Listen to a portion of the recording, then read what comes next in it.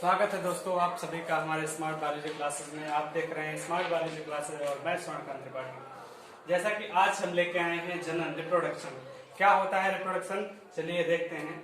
जैसा कि हमने लिखा है, प्रत्येक जीवधारी में अपने जैसी संतान उत्पन्न करने की क्षमता पाई जाती है। कोई भी जीवधारी हो, चाहे कोई एनिमल हो या कोई ह्यूमन हो, कोई भी हो, उसके अंदर अपने जैसी संतान उत्पन्न करने की क्षमता पाई जाती है। इसी क्षमता को क्या कहते हैं? जनन कहते हैं। समझ में आया? अगर हम जनन की बात करें कि जनन कितने प्रकार का होता है, तो मेनली हमें पता है कि जनन 3 प्रकार का होता है। पहला है वेजिटेटिव रिप्रोडक्शन, ठीक है। तो वेजिटेटिव रिप्रोडक्शन का मतलब होता है कायिक जनन। दूसरा है एसेक्सुअल रिप्रोडक्शन। एसेक्सुअल रिप्रोडक्शन का मतलब अलैंगिक जनन। तीसरा है सेक्सुअल रिप्रोडक्शन। सेक्सुअल रिप्रोडक्शन का मतलब लैंगिक जनन। अब हम चलो धीरे धीरे एक एक करके बात करते हैं। अगर हम पहली बात करें वेजिटेटिव रिप्रोडक्शन, क्या होता है वेजिटेटिव रिप्रोडक्शन? तो वेजिटेटिव का मतलब, जैसा कि आपको शब्द सही लग रहा है, कायिक जनन। कायिक जनन का मतलब उसकी बॉडी से ही उसका जन्म होता है। बॉडी से जन्म का मतलब, अगर हम गन्ने की बात करें तो हम गन्ने को जब काट के अलग अलग डाल देते हैं, गन्ने के टुकड़े को अगर हम काट के अलग अलग डाल देते हैं, तो प्रत्येक गन्ना का टुकड़ा एक नए गन्ने को जन्म दे देता है। तो ये उसकी काया से जन्म होता है। अगर हम इसको इस प्रकार से टुकड़ों में डिवाइड कर दें, तो इसका जो है प्रत्येक टुकड़ा एक नए गन्ने को जन्म दे देता है। तो ये इसका हम कह सकते हैं, ये नए गन्ने को जन्म दे देता है। तो ये इस प्रकार हम कह सकते हैं कि कायिक जनन। कायिक जनन का मतलब शरीर के विभिन्न पार्टों से होने वाला जन्म। जब शरीर के पार्ट अलग अलग टुकड़ों में टूट के गिर जाते हैं और प्रत्येक टुकड़े से नए पौधे का जन्म हो जाता है, तो ऐसे जनन को हम वेजिटेटिव रिप्रोडक्शन कहते हैं। ऐसा रिप्रोडक्शन मुख्यतः पौधों में पाया जाता है, प्लांट्स में ही पाया जाता है। ऐसा रिप्रोडक्शन पौधों में ही पाया जाता है। समझ आया? पौधों में ही पाया जाता है। अगर हम दूसरे रिप्रोडक्शन की बात करें, एसेक्सुअल रिप्रोडक्शन, तो एसेक्सुअल रिप्रोडक्शन, ये रिप्रोडक्शन कैसे पाया जाता है?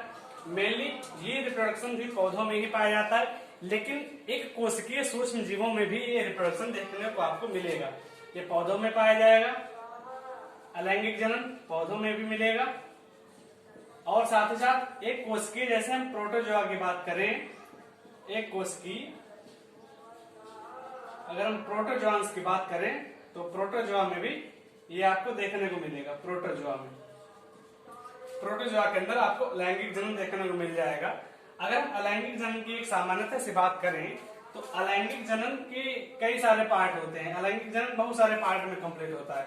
अलैंगिक जनन के अंतर्गत पहला आता है फिजन। अगर हम बात करें तो पहला आता है खंडन। अलैंगिक जनन के अंतर्गत पहला आता है खंडन, इंग्लिश में बोले तो फिजन।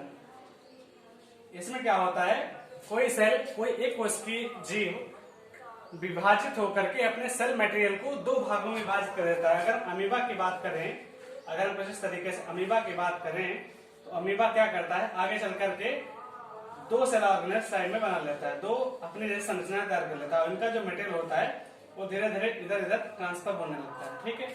इनका जो अंदर का मटेरियल होता है, साइटोप्लाज्म होता है, वो एक से दूसरे में ट्रांसफर होने लगता है, और अगले स्टेप में क्या होता है, ये यहीं से ब्रेक हो जाते हैं और ये 2 अमीबा को जन्म दे देते हैं। तो इस प्रकार का जो रिप्रोडक्शन होता है, ये खंडन के द्वारा होता है और अलैंगिक जनन के अंतर्गत होता है। जब 2 सेल कभी भी बनती हैं, तो ऐसे रिप्रोडक्शन को हम बाइनरी फिजन बोलते हैं। क्या बोलते हैं? बाइनरी फिजन बोलते हैं। बाइनरी फिजन, ओके, समझ आया? बाइनरी फिजन बोलते हैं। लेकिन ये पहला हो गया खंडन। अगर हम दूसरे की बात करें तो दूसरा आता है फ्रेगमेंटेशन। दूसरा आता है फ्रेगमेंटेशन। फ्रेगमेंटेशन ये दूसरा है। इसमें क्या होता है, इसमें जो कोई भी प्लांट बॉडी होती है, वो टूट करके बहुत सारे पार्ट में गिर जाती है। जैसे कि यूरोथ्रिक्स की अगर हम बात करें,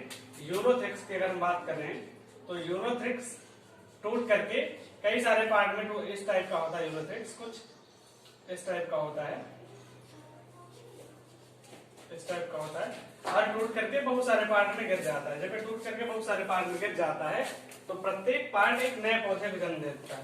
यूरोथ्रिक्स का प्रत्येक पार्ट जो होता है एक नए पौधे को जन्म दे देता है। तो इस प्रकार से ये फ्रेगमेंटेशन की प्रोसेस कंप्लीट होती है। इसके बाद एक प्रोसेस आती है इसमें बडिंग। एक प्रोसेस थर्ड होती है बडिंग। अगर हम बडिंग की बात करें, थर्ड प्रोसेस की एक बडिंग होती है, बडिंग, BUDDING।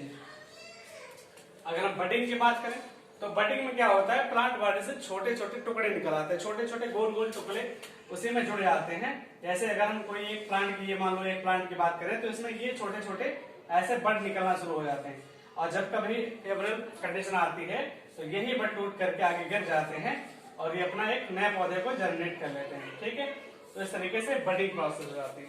बडिंग प्रोसेस के बाद में एक प्रोसेस आती है बाय स्पोर, स्पोर के द्वारा होता है। स्पोर के द्वारा किसमें होता है, बडिंग के बाद बाय स्पोर की बात कर रहे हैं, तो बाय स्पोर मतलब बीजों के द्वारा।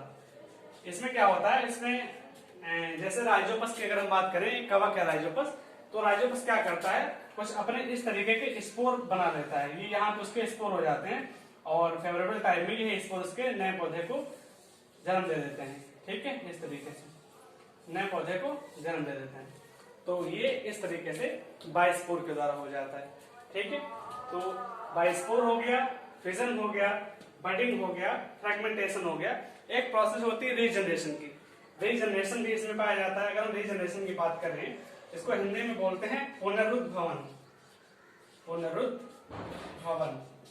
तो इसमें क्या होता है, पुनरुद्भवन प्रोसेस में, जैसे कि हम हाइड्रा की बात करें या प्लेनेरिया की बात करें, तो जितने पार्ट में टूटता है, जहां से भी टूट जाता है, वहीं से ये अपना एक नया पौधा या नया जीव तैयार हो जाता है। जैसे अगर हम प्लेनेरिया की बात करें, मान लीजिए हम प्लेनेरिया की बात कर रहे हैं, हम प्लेनेरिया की बात कर रहे हैं, ठीक है, हम प्लेनेरिया की बात कर रहे हैं, तो प्लेनेरिया अगर ये आगे चल के 3 पार्ट में टूटा, तो इसके तीनों पार्ट जो होंगे वो एक नए पौधे को, नए प्लेनेरिया को जन्म देंगे। तो ये नया प्लेनेरिया एक बन जाता है। ठीक है, इस तरीके से। तो इस प्रकार आप समझ गए होंगे अलाइन